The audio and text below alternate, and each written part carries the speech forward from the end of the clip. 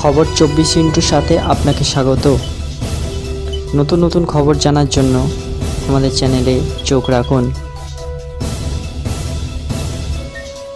বাংলার উপকূলে জাঁকিয়ে বসেছে নিম্নচাপ। বঙ্গোপসাগরে সৃষ্ট নিম্নচাপ শক্তি বাড়িয়ে সুস্পষ্ট নিম্নচাপে পরিণত হয়েছে, আর তার জেরেই বেশ কয়েকটি জেলায় বিক্ষিপ্তভাবে ভারী বৃষ্টির সম্ভাবনা থাকছে বলে জানাচ্ছে আলিপুর আবহাওয়া দপ্তর।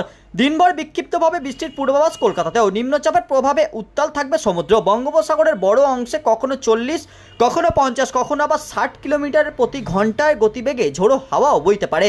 সবথেকে বেশি উত্তাল থাকবে মধ্য বঙ্গোপসাগর। সে কারণে আগামী 24 ঘন্টা মৎস্যজীবীদের সমুদ্রে যাওয়ার ক্ষেত্রেও জারি হয়েছে নিষেধাজ্ঞা।